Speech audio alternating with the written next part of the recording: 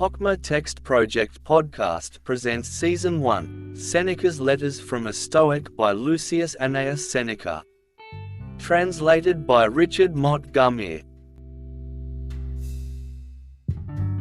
Letter 83 on Drunkenness.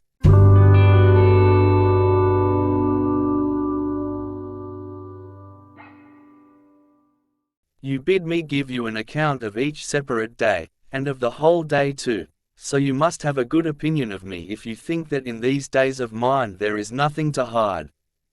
At any rate, it is thus that we should live, as if we lived in plain sight of all men, and it is thus that we should think, as if there was someone who could look into our inmost souls, and there is one who can so look. For what avails it that something is hidden from man? Nothing is shut off from the sight of God. He is witness of our souls, and he comes into the very midst of our thoughts, comes into them, I say, as one who may at any time depart.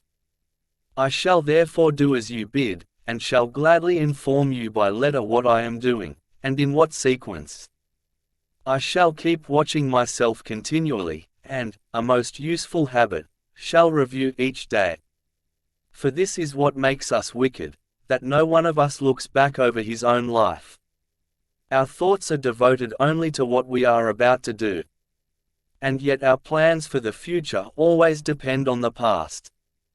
Today has been unbroken, no one has filched the slightest part of it from me. The whole time has been divided between rest and reading. A brief space has been given over to bodily exercise, and on this ground I can thank old age. My exercise costs very little effort. As soon as I stir, I am tired.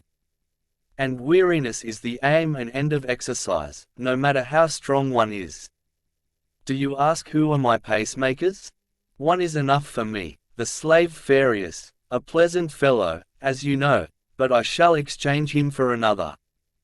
At my time of life I need one who is of still more tender years.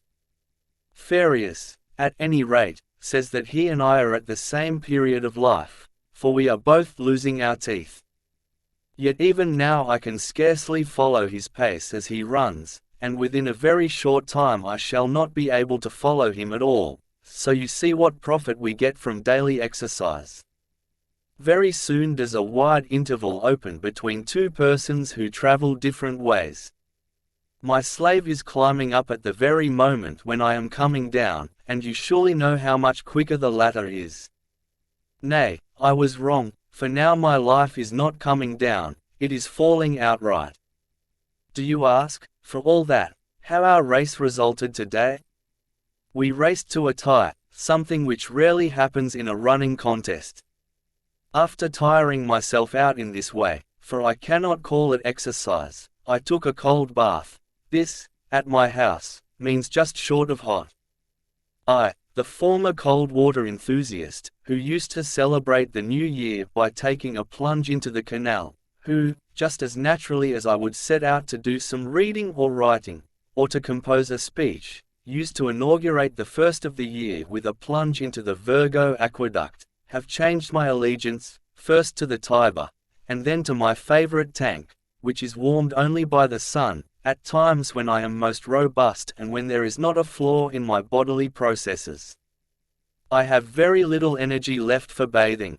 After the bath, some stale bread and breakfast without a table, no need to wash the hands after such a meal. Then comes a very short nap. You know my habit, I avail myself of a scanty bit of sleep, unharnessing, as it were.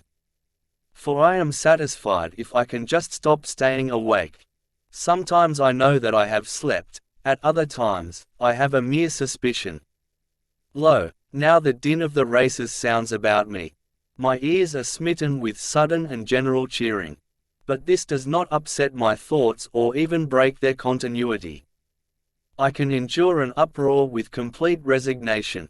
The medley of voices blended in one note sounds to me like the dashing of waves, or like the wind that lashes the treetops, or like any other sound which conveys no meaning. What is it, then, you ask, to which I have been giving my attention? I will tell you, a thought sticks in my mind, left over from yesterday, namely, what men of the greatest sagacity have meant when they have offered the most trifling and intricate proofs for problems of the greatest importance, proofs which may be true, but nonetheless resemble fallacies. Zeno, that greatest of men, the revered founder of our brave and holy school of philosophy, wishes to discourage us from drunkenness. Listen, then, to his arguments proving that the good man will not get drunk. No one entrusts a secret to a drunken man, but one will entrust a secret to a good man, therefore, the good man will not get drunk. Mark how ridiculous Zeno is made when we set up a similar syllogism in contrast with his. There are many, but one will be enough. No one entrusts a secret to a man when he is asleep, but one entrusts a secret to a good man, therefore, the good man does not go to sleep. Posidonius pleads the cause of our master Zeno in the only possible way, but it cannot, I hold, be pleaded even in this way. For Posidonius maintains that the word drunken is used in two ways, in the one case of a man who is loaded with wine and has no control over himself, in the other, of a man who is accustomed to get drunk, and is a slave to the habit. Zeno, he says, meant the latter, the man who is accustomed to get drunk, not the man who is drunk, and no one would entrust to this person any secret, for it might be blabbed out when the man was in his cups. This is a fallacy, for the first syllogism refers to him who is actually drunk and not to him who is about to get drunk. You will surely admit that there is a great difference between a man who is drunk and a drunkard. He who is actually drunk may be in this state for the first time and may not have the habit, while the drunkard is often free from drunkenness. I therefore interpret the word in its usual meaning, especially since the syllogism is set up by a man who makes a business of the careful use of words, and who weighs his language. Moreover, if this is what Zeno meant, and what he wished it to mean to us, he was trying to avail himself of an equivocal word in order to work in a fallacy, and no man ought to do this when truth is the object of inquiry. But let us admit, indeed, that he meant what Posidonius says. Even so, the conclusion is false, that secrets are not entrusted to an habitual drunkard. Think how many soldiers who are not always sober have been entrusted by a general or a captain or a centurion with messages which might not be divulged. With regard to the notorious plot to murder Gaius Caesar, I mean the Caesar who conquered Pompey and got control of the state, Tullius Cimber was trusted with it no less than Gaius Cassius.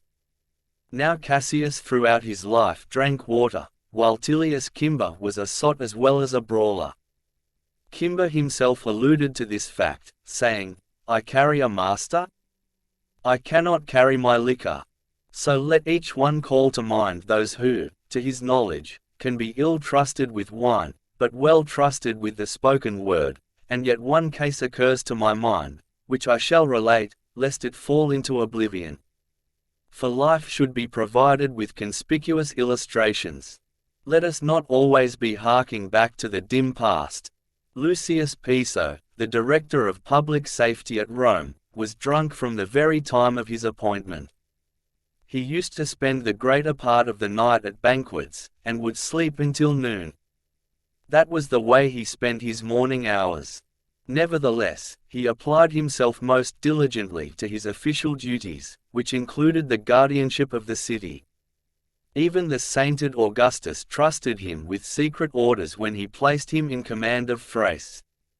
Piso conquered that country. Tiberius, too, trusted him when he took his holiday in Campania, leaving behind him in the city many a critical matter that aroused both suspicion and hatred. I fancy that it was because Piso's drunkenness turned out well for the emperor that he appointed to the office of city prefect Cossus, a man of authority and balance, but so soaked and steeped in drink that once, at a meeting of the Senate, whither he had come after banqueting, he was overcome by a slumber from which he could not be roused, and had to be carried home. It was to this man that Tiberius sent many orders, written in his own hand, orders which he believed he ought not to trust even to the officials of his household. Cossus never let a single secret slip out, whether personal or public. So let us abolish all such harangues as this: no man in the bonds of drunkenness has power over his soul. As the very vats are burst by new wine, and as the dregs at the bottom are raised to the surface by the strength of the fermentation, so, when the wine effervesces, whatever lies hidden below is brought up and made visible. As a man overcome by liquor cannot keep down his food when he has overindulged in wine, so he cannot keep back a secret either. He pours forth impartially both his own secrets and those of other persons. This, of course, is what commonly happens, but so does this, that we take counsel on serious subjects with those whom we know to be in the habit of drinking freely. Therefore this proposition, which is laid down in the guise of a defense of Zeno's syllogism, is false, that secrets are not entrusted to the habitual drunkard. How much better it is to arraign drunkenness frankly and to expose its vices. For even the middling good man avoids them, not to mention the perfect sage, who is satisfied with slaking his thirst. The sage, even if now and then he is led on by good cheer which, for a friend's sake, is carried somewhat too far, yet always stops short of drunkenness. We shall investigate later the question whether the mind of the sage is upset by too much wine and commits follies like those of the toper. But meanwhile, if you wish to prove that a good man ought not to get drunk, why work it out by logic? Show how base it is to pour down more liquor than one can carry, and not to know the capacity of one's own stomach. Show how often the drunkard does things which make him blush when he is sober. State that drunkenness is nothing but a condition of insanity purposely assumed. Prolong the drunkard's condition to several days. Will you have any doubt about his madness? Even as it is, the madness is no less. It merely lasts a shorter time. Think of Alexander of Macedon, who stabbed Clytus, his dearest and most loyal friend, at a banquet. After Alexander understood what he had done, he wished to die, and assuredly he ought to have died. Drunkenness kindles and discloses every kind of vice, and removes the sense of shame that veils our evil undertakings. For more men abstain from forbidden actions because they are ashamed of sinning than because their inclinations are good. When the strength of wine has become too great and has gained control over the mind, every lurking evil comes forth from its hiding place. Drunkenness does not create vice, it merely brings it into view. At such times the lustful man does not wait even for the privacy of a bedroom, but without postponement gives free play to the demands of his passions. At such times the unchaste man proclaims and publishes his malady. At such times your cross-grained fellow does not restrain his tongue or his hand. The haughty man increases his arrogance, the ruthless man his cruelty, the slanderer his spitefulness. Every vice is given free play and comes to the front. Besides, we forget who we are. We utter words that are halting and poorly enunciated. The glance is unsteady, the step falters, the head is dizzy, the very ceiling moves about as if a cyclone were whirling the whole house, and the stomach suffers torture when the wine generates gas and causes our very bowels to swell. However, at the time, these troubles can be endured, so long as the man retains his natural strength. But what can he do when sleep impairs his powers, and when that which was drunkenness becomes indigestion? Think of the calamities caused by drunkenness in a nation. This evil has betrayed to their enemies the most spirited and warlike races. This evil has made breaches in walls defended by the stubborn warfare of many years. This evil has forced under alien sway peoples who were utterly unyielding and defiant of the yoke. This evil has conquered by the wine cup those who in the field were invincible. Alexander, whom I have just mentioned, passed through his many marches, his many battles, his many winter campaigns, through which he worked his way by overcoming disadvantages of time or place, the many rivers which flowed from unknown sources, and the many seas, all in safety. It was intemperance in drinking that laid him low, and the famous death-dealing bowl of Hercules. What glory is there in carrying much liquor? When you have won the prize, and the other banqueters, sprawling asleep or vomiting, have declined your challenge to still other toasts, when you are the last survivor of the revels, when you have vanquished every one by your magnificent show of prowess, and there is no man who has proved himself of so great capacity as you, you are vanquished by the cask. Mark Antony was a great man, a man of distinguished ability, but what ruined him and drove him into foreign habits and unroman vices, if it was not drunkenness and, no less potent than wine, love of Cleopatra?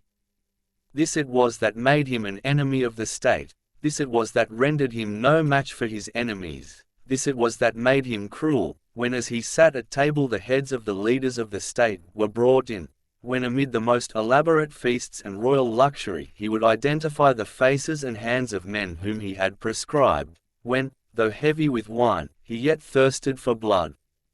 It was intolerable that he was getting drunk while he did such things, how much more intolerable that he did these things while actually drunk. Cruelty usually follows wine-bibbing, for a man's soundness of mind is corrupted and made savage. Just as a lingering illness makes men querulous and irritable and drives them wild at the least crossing of their desires, so continued bouts of drunkenness bestialize the soul. For when people are often beside themselves, the habit of madness lasts on, and the vices which liquor generated retain their power even when the liquor is gone.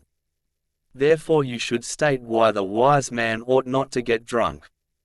Explain by facts, and not by mere words, the hideousness of the thing, and its haunting evils. Do that which is easiest of all, namely, demonstrate that what men call pleasures are punishments as soon as they have exceeded due bounds. For if you try to prove that the wise man can souse himself with much wine and yet keep his course straight, even though he be in his cups, you may go on to infer by syllogisms that he will not die if he swallows poison, that he will not sleep if he takes a sleeping potion, that he will not vomit and reject the matter which clogs his stomach when you give him hellebore. But, when a man's feet totter and his tongue is unsteady, what reason have you for believing that he is half sober and half drunk? Farewell.